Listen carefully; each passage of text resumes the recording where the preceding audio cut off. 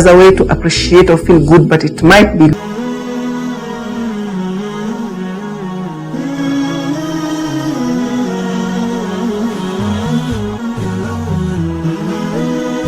Horizon TV, the beacon for the nation. Ahlan wa sahlan wa marhaban. You are watching the Sabah Show. Keep it locked right here on Horizon TV.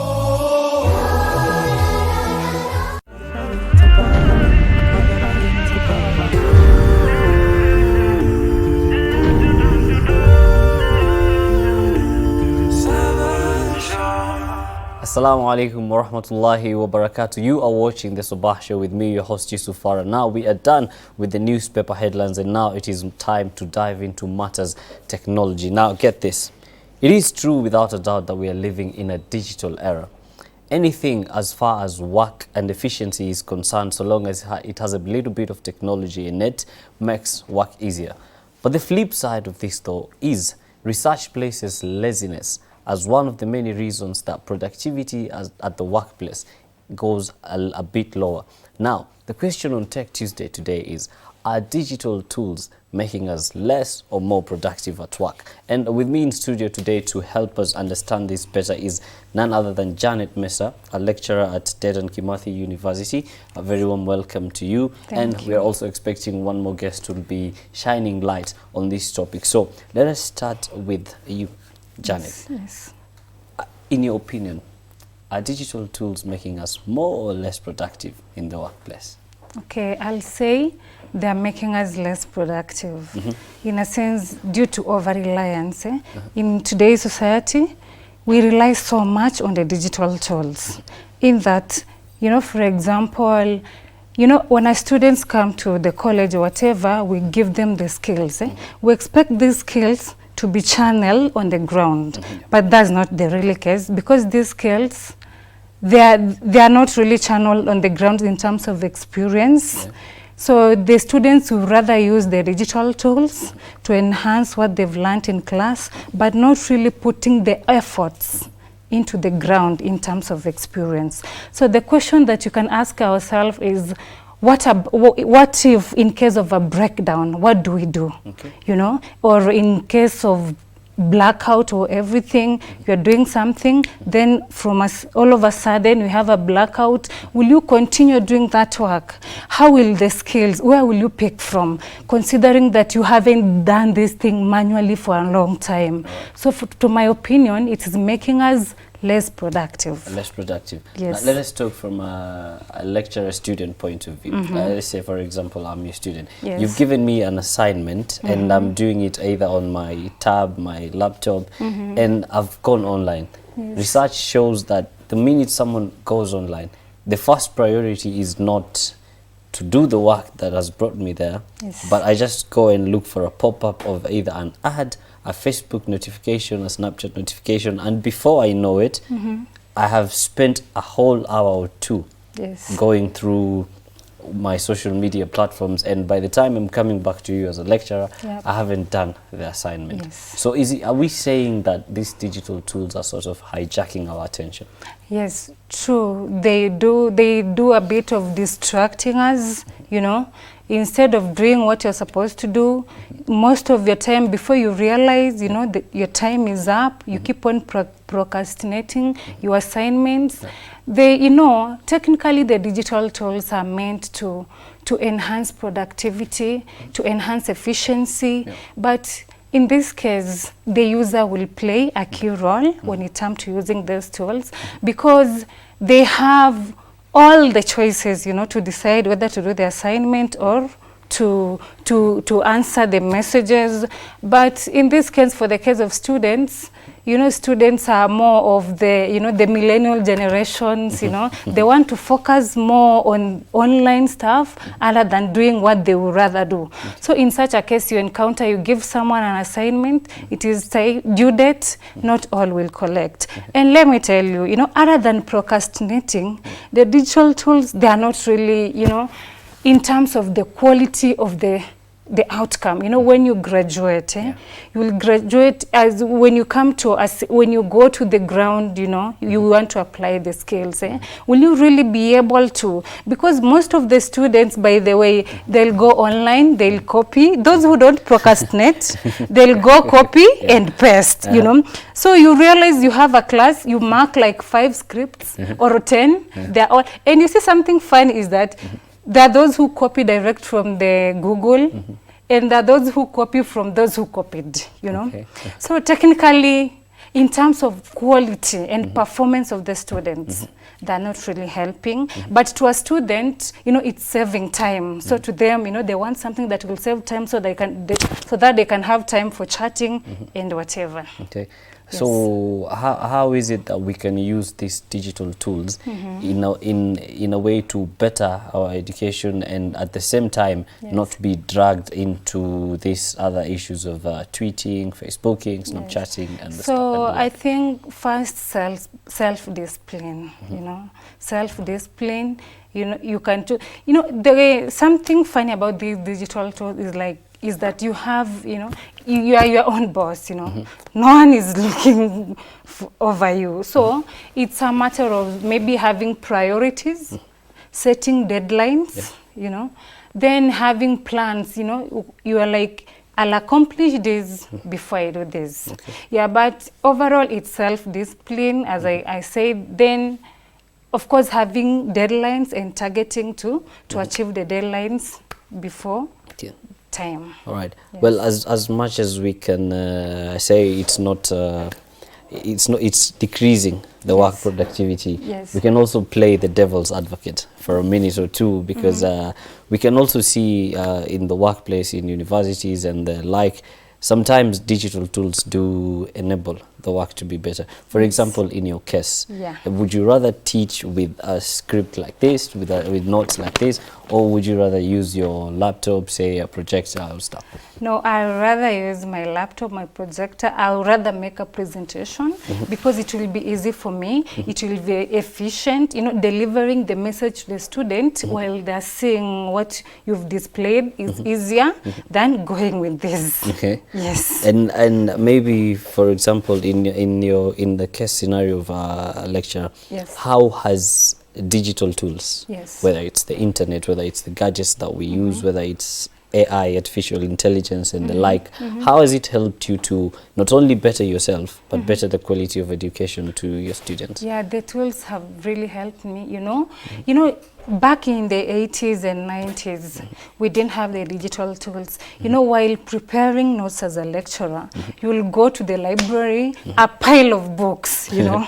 So you have a pile of books to confirm, so you can make the notes. But with digital tools, I can Google stuff, you know, a lot of stuff, read and understand. I can go to YouTube, see presentation of how other lecturers have taught the same unit. So first, it has saved time for preparing the notes. It has also enhanced understanding. If I understand better, it means I'll deliver the best to the students. Okay. Then another thing, I go to YouTube. I can watch those videos and I feel like, you know, the students need to get direct. I can refer them or download and teach. You know, teaching you in this era, in terms of skills, if you're not involved practically, they need to see what is really this, what is this tool that you are talking about and what it does. So downloading the presentations from online and displaying them has also really helped us as lecturers. Okay. Yes. And maybe how can we balance the two?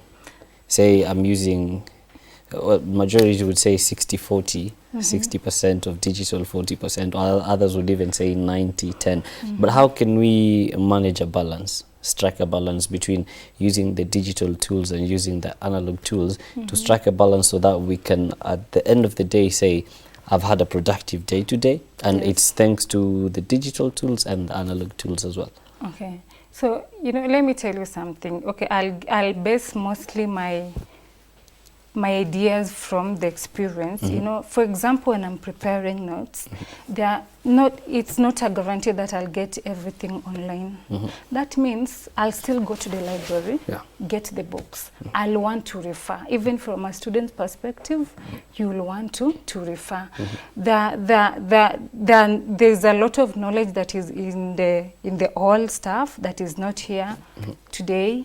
And also, we can, they say you can never trust the internet.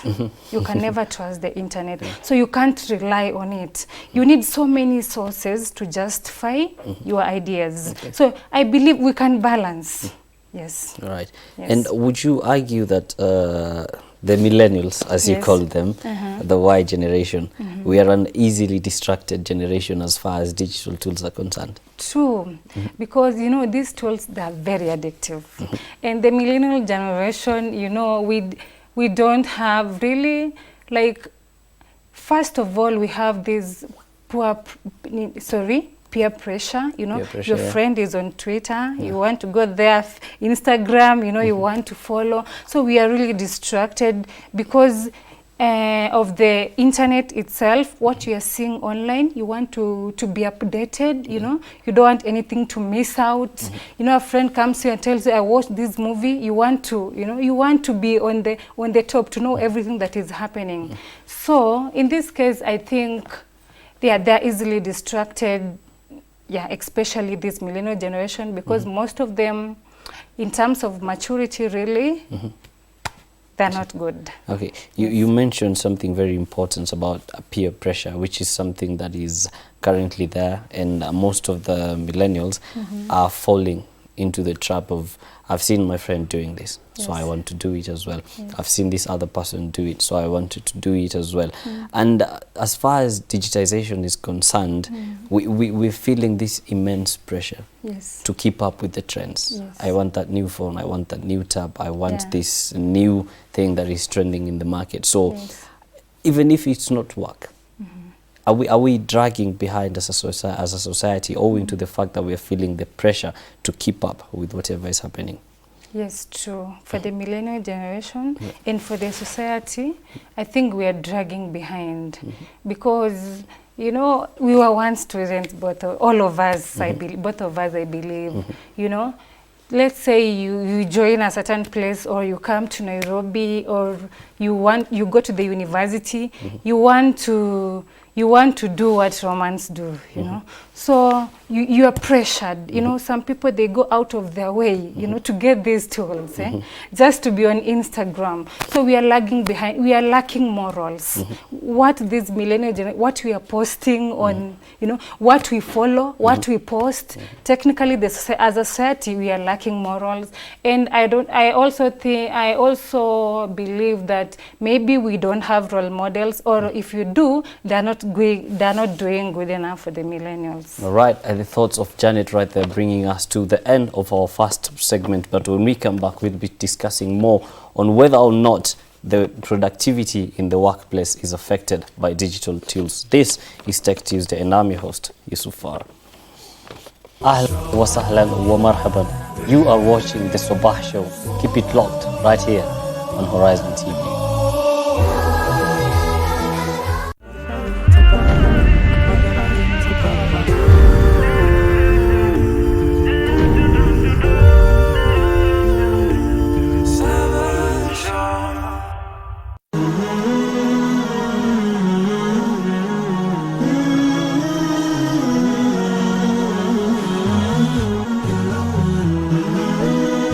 Horizon TV, the beacon for the nation. On the next episode, thumma ankarahul madin, mara ule mwenye kukopa kapinga, sikutukua mkopo kwako. Mona haikuandikwa deni. Mara mwenye kudaiwa, ule mwenye kukopa akauka au matwala bisadadihi, ama akakataa kabisa kuilipa ile deni. Silipi bwana, nenda utakapo. Na kuna watu mahodari, Sheikh, na watu mahodari.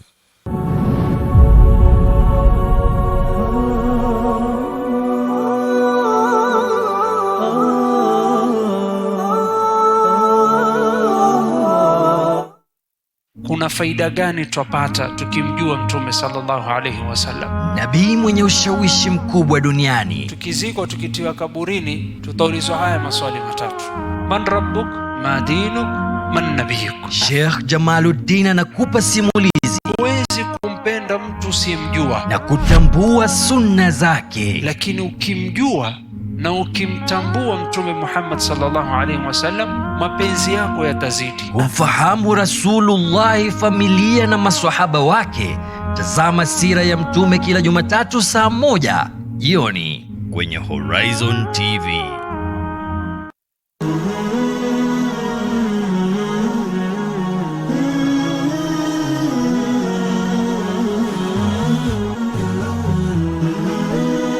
Horizon TV, the beacon for the nation. Ahlan wa sahlan wa marhaban. You are watching the Sabah Show. Keep it locked right here on Horizon TV.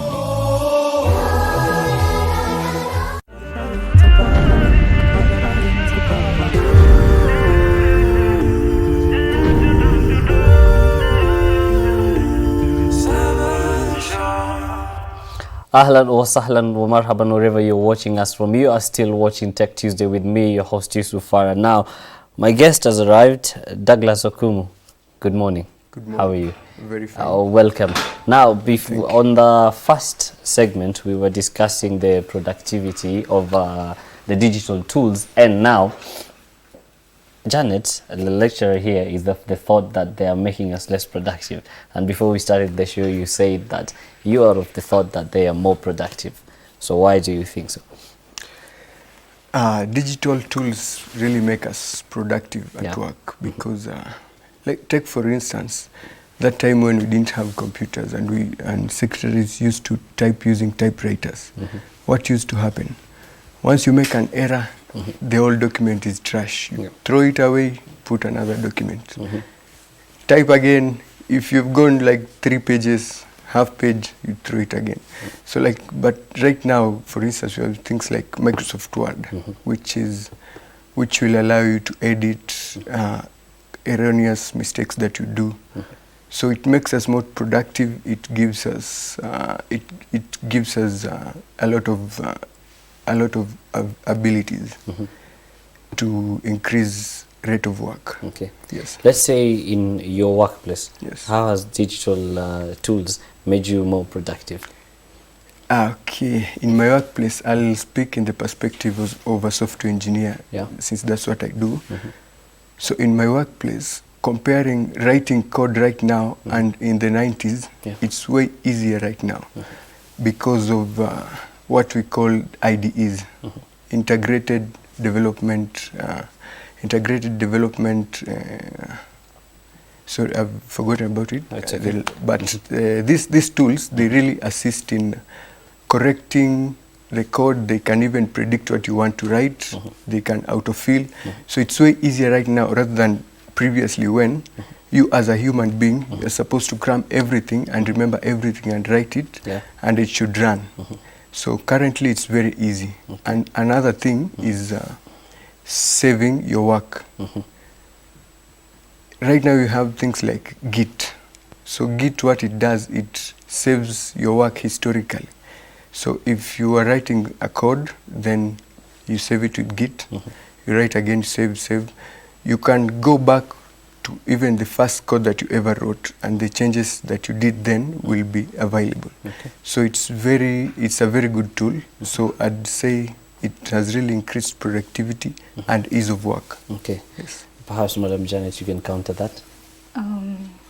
Yeah, you see, technically digital tools, they are meant to enhance productivity and save time, make us work smart. But my opinion is that we over-rely on these tools. We use them excess in a sense that,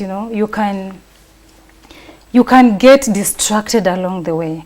And also what happens in case of blackout and, maybe we don't have backups like generators, what happens? So my thinking is, can we really apply the knowledge, the skills we learned from the schools into the ground on terms of experience in case of a blackout, considering the fact that we are used to these tools. Since you graduated, you went to your workplaces, the first thing you are introduced to are these tools. You are used to them. You rarely do manual work. What if there is a problem, things happen? Will you really be able to pick up from there, or we call it a day, and you see as an organization that is a loss, and a setback? Let's talk about what Janet mentioned, distraction. Douglas, are you easily distracted when you go online? Like in an honest point of view, like when you go online, do you first go and check your mails, check your Facebook notifications, or do you instantly open your laptop or tab and go direct to the work that you were supposed to do? Of course, you must be distracted. Digital tools comes with its pros and cons, but I would say the pros outweigh the cons. It only needs a little bit of discipline while you're working with them. If you want to achieve something, set a timeline. Say by this time you're supposed to be done this and that.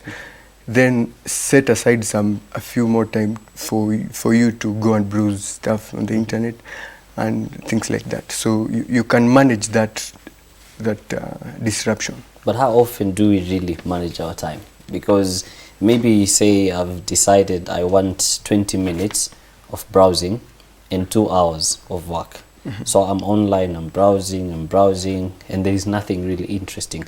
At the very 19th minute, before the 20th minute is here, I just find something, boom, like an interesting topic of discussion or a trending topic, and I decide, hey, maybe 5 more minutes, 6 more minutes. Before you realize, 3 hours are gone because you're busy engaging. And let's face it, once you engage in something that is engaging and it's a topic of discussion, you're tweeting, someone is giving back feedback, so you literally want to engage, and before you know it, your boss comes to your desk and, yeah, Douglas, what do you have for me? And you're just there like, I don't have anything. You see, actually things happen, it happens that way sometimes. Yeah. But I would prefer it to happen that way rather than not having digital tools at all. Okay. Because they're really helpful. And I think they should be here to stay. They should be here to stay. Janet, should they be here to stay? Now, this is the millennial perspective. So say Douglas is a millennial. You rather have it, waste time, than not having it. So, whether I accept or not, they're here to stay. All right. At the end of the day, we have to accept the reality. But the thing is, maybe as he said, self-discipline. It depends with the user, Self-discipline is key, and also the deadline. If you've set goals and you've planned, you can do with them. Did you used to meet your deadlines when you set them, as far as using digital tools are concerned? Yeah, as far as my job is concerned, if I have a class tomorrow at 8, I have to, because I have to deliver.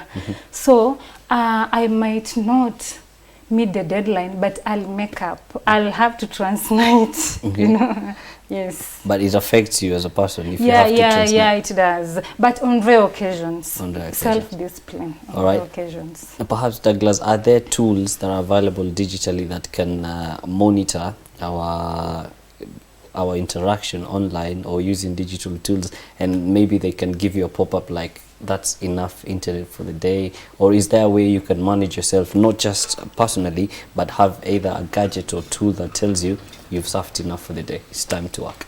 Yes, we have such tools. We have Android apps that you can use personally. I can't remember the names, but they are in plenty. Okay. That once you open maybe WhatsApp on your phone, it starts to time you.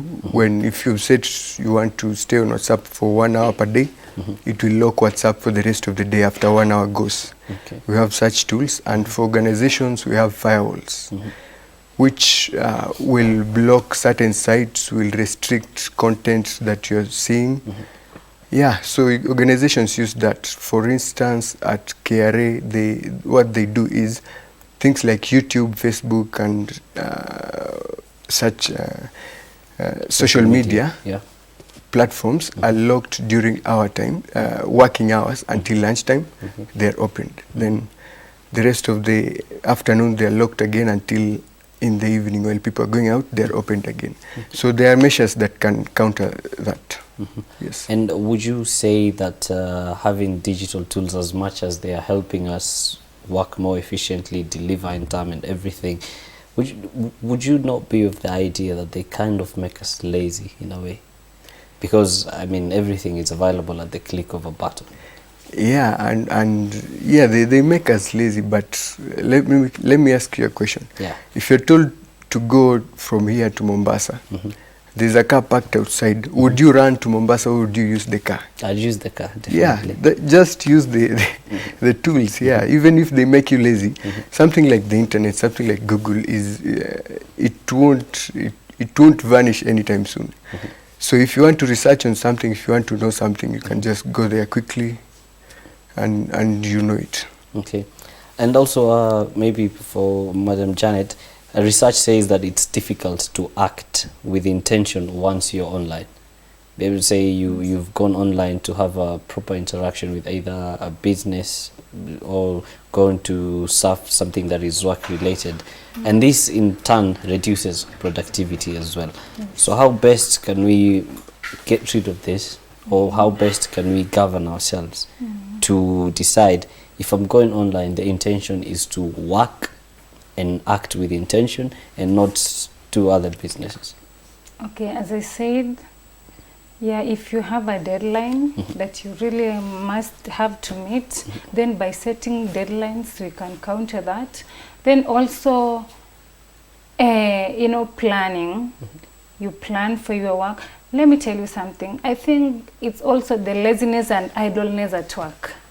If you are given 2 hours and you're told you must deliver this within 2 hours, you will do it. You won't log into Instagram or Facebook. So I think there's so much plenty of time which you can't control, more so as the youth.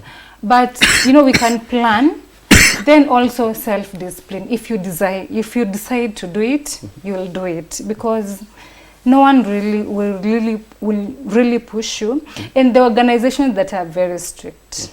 Okay, if you work for certain organizations, you know, like Indian guys, you know, they are very strict. You don't waste any minute. You know, any minute is a productive minute. So maybe we have such kind of employers, because now controlling this generation is a problem. Because someone can set a deadline, but you see, meeting the deadline is another thing, you see. So we can't really convince ourselves.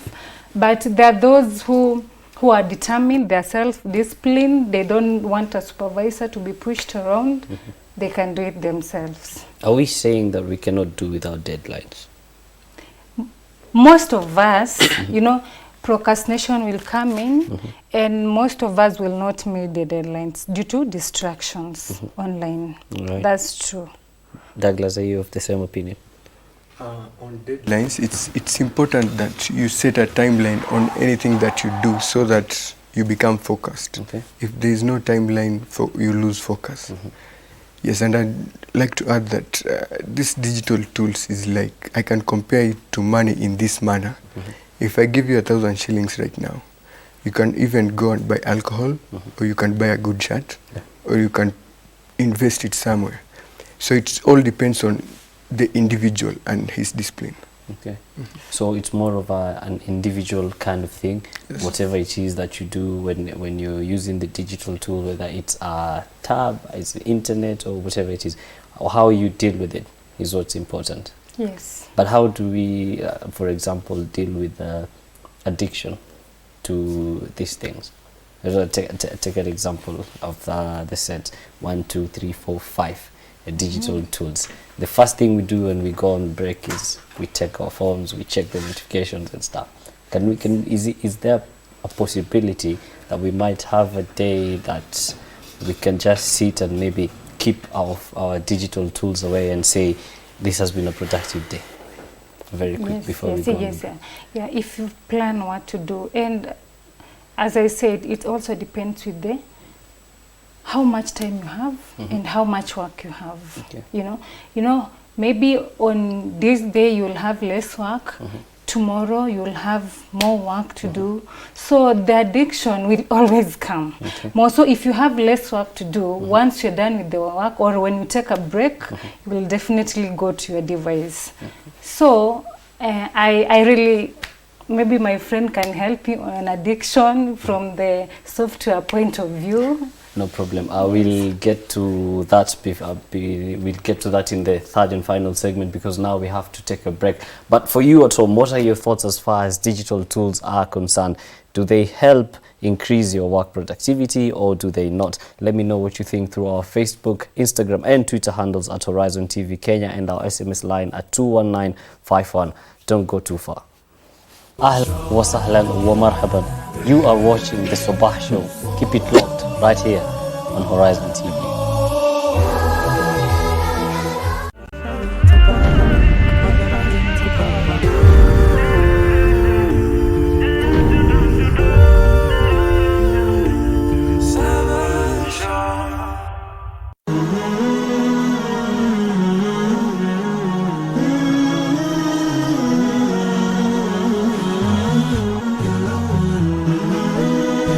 Horizon TV, the beacon for the nation.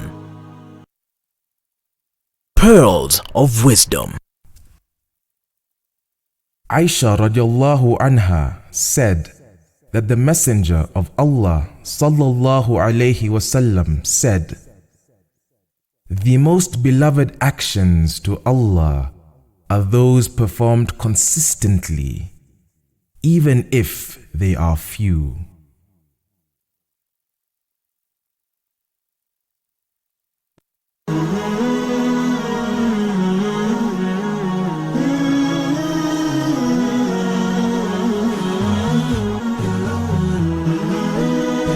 Horizon TV, the beacon for the nation. Ahlan wa sahlan wa marhaban. You are watching the Sabah Show. Keep it locked right here on Horizon TV.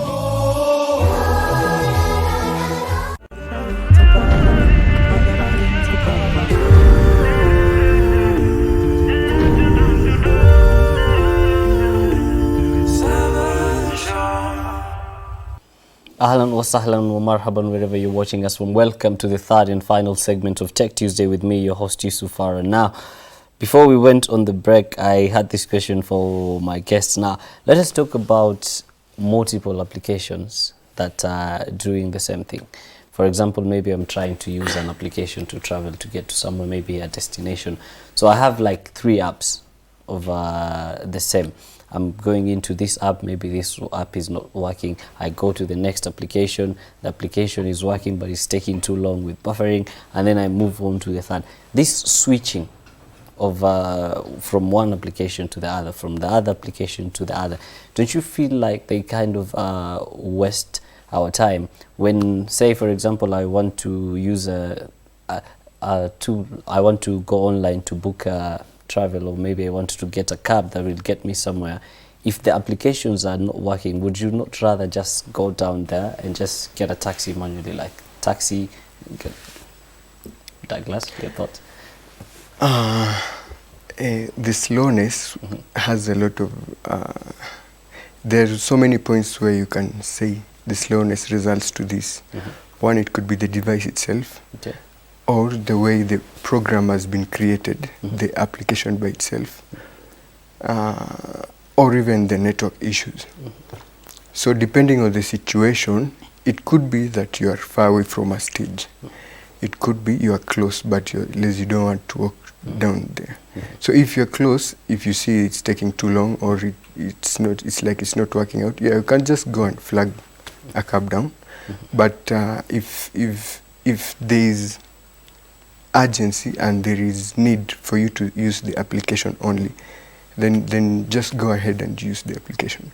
Okay. You can decide to upgrade the device if it's slow, or update the application itself. Yeah, then it will be fast. Okay. Perhaps maybe Janet, you can shine light on this. Can we call this as a situation of too many cooks spoiling the broth, in quotes. Too many cooks in the kitchen. You see, you would rather have one application which is efficient and it will help you, other than having the three of them. They're going to distract you, create confusion while switching. Then also they waste time. So, in my opinion, I believe you'd rather have, choose one, choose the best. You'd rather have that one that will help you and is efficient. I believe not all you can't rate all applications the same, So you can choose the best and use that. You can have the three, but depending on where you are and the situation. So out of the situation, you choose the best, other than having so many that will create confusion, then also waste your time. Okay. Yes. Douglas, a light question. How many travel applications do you have on your phone? I have Taxify, I have Uber, I have Bolt, and InDrive. That is 4. Yes. And they all serve the same purpose. Yes. So if this one is not working, you switch to the other one. Yes. Does it consume your time? The best way to do it is to use voice command. If I press my phone and say, get me a taxi, it will give me a list of all the apps with the prices. So I just pick one quickly. So it would have already given me a hint on each app and the prices. So it's kind of a bit fast if you use Google voice command. Google voice command. Yes. All right, and maybe because we had already discussed with Janet in her line of business how the digital tools have either helped her do her work much better or maybe reduced the productivity. So in your line of work, software engineering, how has digital tools enabled you to work better, more efficiently, faster and everything, and the flip side of it as well? First of all, I'd say we in my organization, we create those digital apps to assist companies. So for the apps that we create, we really improve their work, the nature of work. It improves speed and productivity, and it reduces stress. It brings accuracy in the documents, and it's really helpful. And maybe would you say that with all the digital tools in place, you have everything you've asked for, whether it's a tablet, it's the internet, it's a computer, a Mac or a HP or anything. You see, with these things in place, a client, if a walk-in comes to you, they expect you to deliver in time and efficiently. But then again, you might be having issues. So there's this pressure that is built in you to deliver. Are we saying that the pressure can make you deliver something in time, but not of the best quality? Because a client is here, they want these things done, and they know that you have the machines, you have the internet and everything. So there's that pressure on you to deliver in a timely manner that can affect the quality of the work that you do. Yes, once there is pressure and maybe the client wants something real quick, there will be two things. You either increase the workforce so that you can manage the little time, or you work with the same workforce, but that's when now the quality will reduce. You will not have enough time to do all the tests. You will not have enough time to proofread what you're doing and check on the quality and whatnot. So quality will reduce definitely when there is pressure. Yes. And how do you, in Janet's case, how do you best handle the pressure as far as productivity is concerned? First, you have to try your level best, that you don't get to a point where you're pressured. You set deadlines, do your work, but in case where you have the pressure, I think you can do one thing at a time. Okay, in my case, I think it's a bit easier for me because I control what to deliver. So I can decide today, instead of teaching for the whole subtopic, I'll just break it to make sure that whatever notes I'm going to compile, they're of quality, but I would rather teach a section other than teaching the whole thing, but the students won't understand or the quality is very low. So you can break down one at a time. In case you have, for me, in case you have, I have pressure. Yes. Maybe Douglas, you can explain to us from a technical point of view or a digital point of view. Say we have a workstation that we are setting up. How important is it that we do a survey of the digital tools that we need before actually purchasing them and bringing them on board? Because if I want to start up an organization and I need digital tools, maybe say someone is a layman, they don't understand. How important is it that either they get someone who understands this better or who knows the tools that they need to bring on board to make their productivity better, instead of just bringing so many things that you don't use? It's very, very important to make a survey, so that you ensure there is durability in the system and there is also accuracy in the same system. Different organizations have different needs. Some organizations like NASA will need workstations that have high processing power with a lot of electricity being used up, and that's what they need. They don't care about the costs that much. They want something that is almost perfect. Organizations like businesses will need workstations that are light in terms of processing, because all they process is things like documents. So there will be a difference in the workstation that should be delivered on each occasion. So for that's why we need the survey. Yeah, and also there are things like environmental factors. There are places that are humid. You should deliver digital tools that will sustain themselves within such an organization, maybe dust or things like that. So a survey is very important, so that whatever you're getting will be something that will serve you for long and serve you the right way without problems, so that it becomes a solution rather than another problem. Yeah. So maybe say, for example, I come to you and I say I want to start a cab business. In my HQ, what would I need? In your HQ, it depends with whether you will have that car being ordered, or you will be receiving orders through phone or through the internet. It has a lot of factors. So I will come discuss with you, see how your business will be, the nature of your business, how it will be working. Then from there now, I can decide this is what we're going to buy. This is the software that we'll need. This is the right company to develop such a software. Yes. All right. And maybe, Janet, in your line of business, how has the availability and lack of either electricity or internet made your work productivity either better or worse?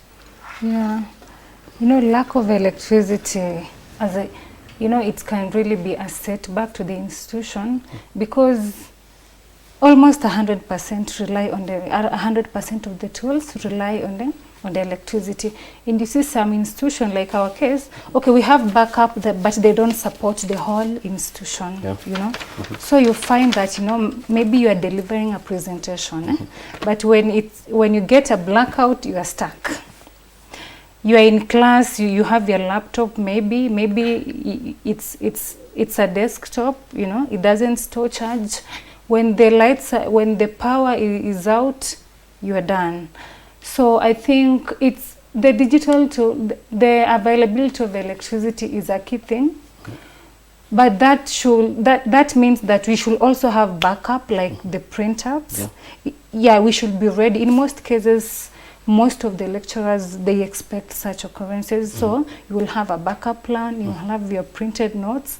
When you're doing something online, you save, you save in case of anything, you have something. When you're doing a presentation, you be sure that in case of anything, you can still deliver the presentation without or with the tool. Okay. Yes. Maybe, Douglas, we can talk about applications that use social media, applications that engage with people online, and they depend on social media interactions for their productivity, for their revenue and everything. In the case of an internet shutdown, How do these companies sustain themselves? Because now this is the artery, the main artery for their businesses. Okay, maybe maybe let's say you have no internet access. So that will make the business go down. Yeah, definitely. Yeah, but it is very rare, because if you have such a business, you must have multiple channels that bring in or give you access to internet, and there is usually a failover switch that will give your organization a chance to be always on the internet. Right. Yeah, so such mechanisms have been placed. So if you are really serious into such a business that depends on internet, you have to have such measures, and that you will be told to place those measures by your technician. And maybe I'd like to speak a bit about the internet. The internet as a whole is very, very hard to shut down completely, all of it, because there is no central point of failure. The internet is made up of small networks. So one area might shut down, but all the other places will still be on. Right. So it's an interconnection of networks, so it can't shut down. All right. So very quick, as we finish, we can start with you, Janet. Your parting shots.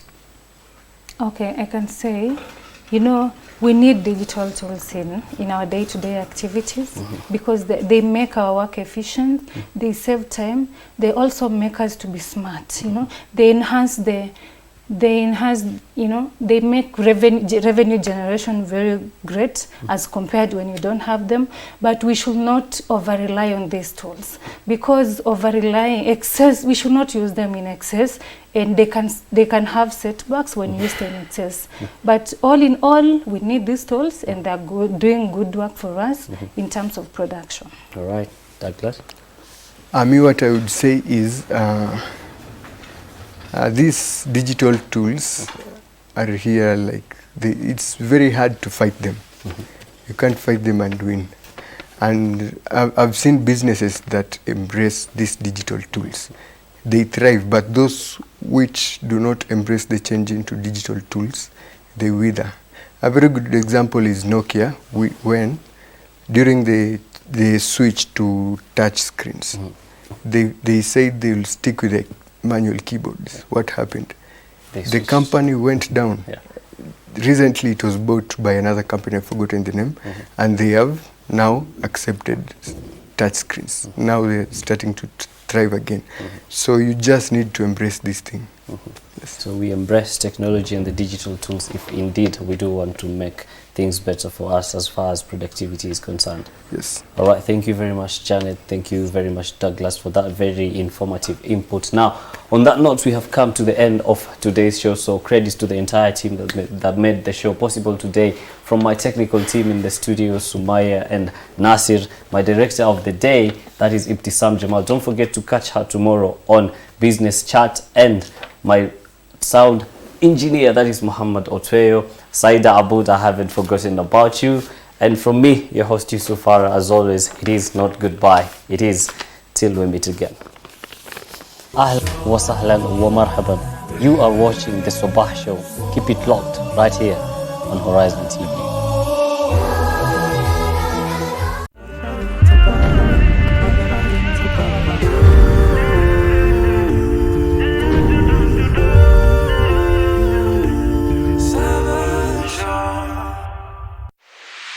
Papa,